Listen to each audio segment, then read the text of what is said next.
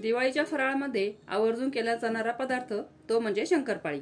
तुम्हाला पण शंकरपाळी खायला आवडतात पण मैदा नको आहे तर हा व्हिडिओ खास तुमच्यासाठीच आहे। मोजताही येणार नाही तेवढी लेयर्स असलेली बिस्किटांप्रमाणे खुसखुशीत तोंडात टाकताच विरघळणारी गव्हाच्या पिठाची शंकरपाळी कशी बनवायची ते मी आजच्या व्हिडिओमध्ये तुम्हाला सांगणार आहे। मी सांगितलेले प्रमाण अगदी अचूक आणि लक्षात ठेवायलाही अगदी सोपे आहे। तुम्ही फक्त मी सांगितलेल्या स्टेप्स फॉलो करा म्हणजे तुमची शंकरपाळी देखील अगदी माझ्यासारखीच बनेल। रेसिपी अगदी सोपी आहे। चला तर मग रेसिपीला सुरुवात करूया।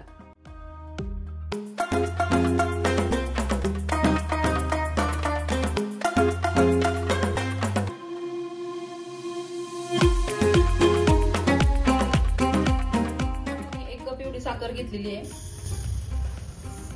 आता हे मोजून घेतलेलं तूप आहे एक बाउल घेतलाय मी इथं की ज्यामध्ये आपल्याला आता हे गरम करून घ्यायचंय। गरम म्हणजे फक्त मेल्ट करून घ्यायचंय आणि मेल्ट केल्यानंतर आपण परत त्याला मोजून घेणार आहे। हे बघा हे तूप मी आता मेल्ट करून घेतलेलं आहे आणि आता ते आपल्याला कपने मोजून घ्यायचंय। मेल्ट केल्यानंतर 1 कप आलेलं हे तूप घ्यायचंय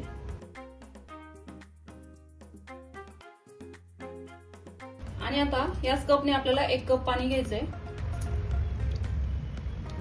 हे बघा 1 कप मी इथं पाणी घेतलंय। आता हे मिश्रण मी गॅसवर ठेवलेलं आहे गरम होण्यासाठी आणि आता फक्त साखर विरघळून आणि उकळ्या येऊस तरच आपल्याला हे गरम करायचं। जास्त आपल्याला उकळायचं नाहीये, पाक नाही करायचा याचा आपल्याला। तुम्ही ते बघू शकता साखर पूर्णपणे विरघळलेली आहे आणि आपल्याला आता गॅस बंद करायचा आहे। आता यामध्ये अर्धा चमचा विलायची पावडर घालायची, मिक्स करून घ्यायचं आणि हे मिश्रण आपल्याला पूर्णपणे थंड होऊ द्यायचं आहे। सगळ्यात अगोदर आपल्याला घ्यायचं आहे अंदाजे 1 ते 1.5 किलो एवढं गव्हाचं पीठ। आता पहिली महत्त्वाची टिप की हे घेतलेले पीठ आपल्याला कंपल्सरी सोजीच्या चाळणीने म्हणजेच मैदा चाळण्यासाठी आपण जी चाळणी वापरतो त्या चाळणीनेच गाळून घ्यायचं आहे। कारण गव्हाच्या पिठामध्ये खूप जास्त प्रमाणामध्ये गव्हाचा कोंडा असतो आणि हा जर आपण चाळून काढला नाही तर यामुळे आपली शंकरपाळी खुसखुशीतही होत नाहीत आणि त्याला लेयर्सही पडत नाहीत। हा निघालेला गव्हाचा कोंडा मी वेगळ्या पातेल्यामध्ये काढून ठेवते आणि हे मी नंतर गव्हाच्या पिठाची कणकेच्या डब्यामध्ये मिक्स करून देणार आहे। कारण यामध्ये खूप जास्त प्रमाणामध्ये फायबर असतं जे की आपल्या हेल्थसाठी खूप चांगलं असतं आणि हे जर आपण फेकून दिलं तर आपण गव्हाचे पूर्णपणे न्यूट्रिशन व्हॅल्यू फेकून दिल्यासारखंच होतं।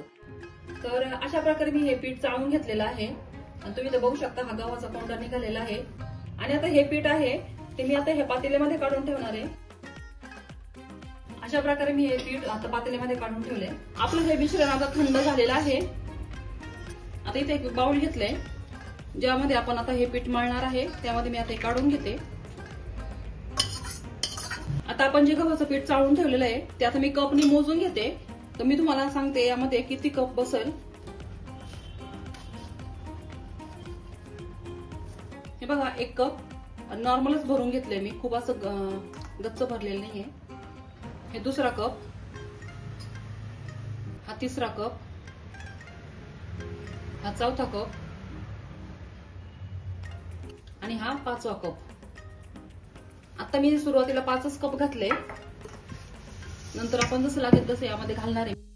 आता हे आपल्याला अगोदर मिक्स करून घ्यायचं आहे आणि नंतर गरज वाटली तर आणखी आपण यामध्ये पीठ घालणार आहोत। बघा मला अजून थोडीशी गरज वाटते यामध्ये तर मी अजून मोजून घेते 1 कप घेतलंय पण यातला मी अर्धच घालते सुरुवातीला। बघा अर्ध मी शिल्लक ठेवते साईडला। जसं आपण शंकरपाळ्यासाठी नॉर्मल पीठ भिजवतो ना अगदी तसंच आपल्याला हे करायचं आहे। आता हे हाताने आपल्याला फक्त एकत्र करून घ्यायचं आहे, पोळीच्या पिठाप्रमाणे खूप वेळ मळायचं नाहीये। आणि आता हे आपल्याला फक्त 10 मिनिटांसाठी झाकून ठेवायचं। तुम्ही ते बघू शकता शेवटच्या कप मधलं अर्ध पीठ आपलं शिल्लक आहे म्हणजेच टोटल 5.5 कप आपल्याला पीठ लागलेलं आहे हे पीठ भिजवण्यासाठी। हे बघा आता 10 मिनिटं झालेली आहे, आपण हे पीठ उघडून बघूया। तुम्ही बघू शकता मस्त असं सॉफ्ट आपलं इथे पीठ तयार झालेलं आहे। हे बघा नॉर्मल आपण शंकरपाळ्याला मळतो ना अगदी तसंच हे पीठ तयार झालेलं आहे। तरी पण एकदा मी त्याला असं मळून घेते आणि आता याचा आपल्याला उंडा तयार करून घ्यायचा आहे। हे बघा चपटा उंडा करून घ्यायचा आणि आता हे पीठ आपल्याला लाटून घ्यायचंय। आता याला खूप चिरा जातात पण काही हरकत नाहीये, मोठी असं पोळी लाटून घ्यायची आपल्याला। वाकडी तिकडे आली कशी आली तरी चालेल, तुटली तरी चालेल, काहीच हरकत नाहीये। हे असं चिरलेलं असतं असं आपलं दाबून घ्यायचं ह्या चिरा.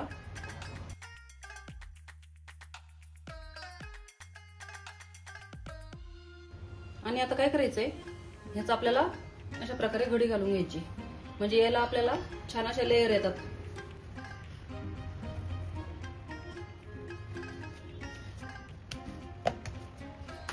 मग अशा प्रकारे आपला हा उंडा तयार झालेला आहे. आता आपल्याला हा लाटून घ्यायचा आहे.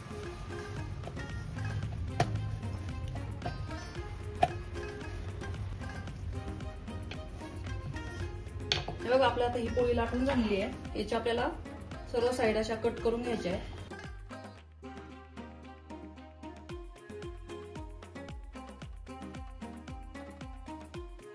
तीन साइड मी अगोदर कट केलेले आहे. या साइडचा जसं नंतर उरल ना त्याप्रमाणे आपण त्यानंतर कट करणार आहे.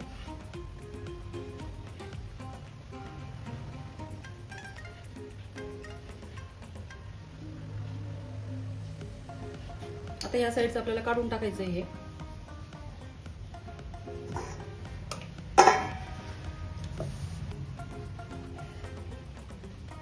आणि खूप मोठे शंकरपाळे करायचे नाहीत आपल्याला. जास्त मोठे जर तुम्ही शंकरपाळे केले ना तर त्याला लेयर्स पडत नाही.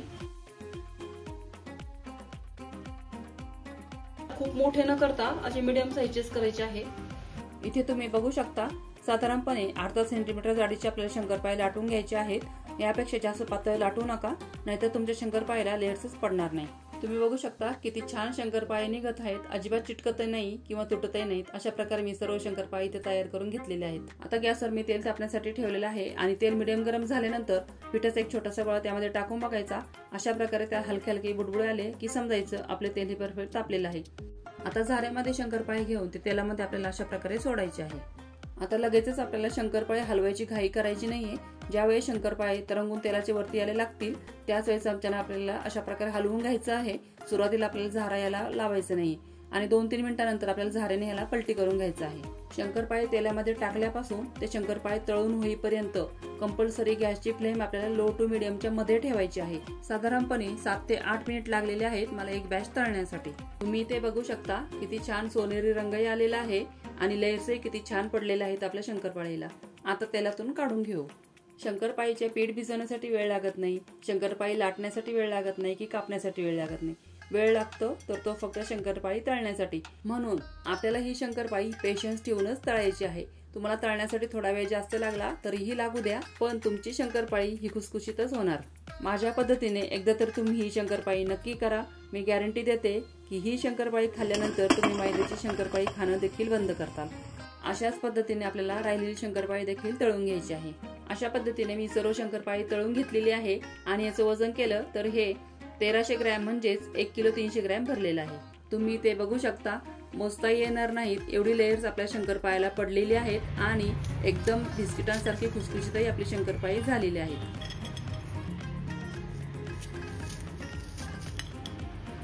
तर या दिवाळीला तुम्ही ही शंकरपाळी नक्की करून बघा आणि व्हिडिओ आवडला असेल तर व्हिडिओला लाईक, शेअर आणि चॅनल सबस्क्राईबही नक्की करा आणि मला कमेंट करून सांगायलाही विसरू नका.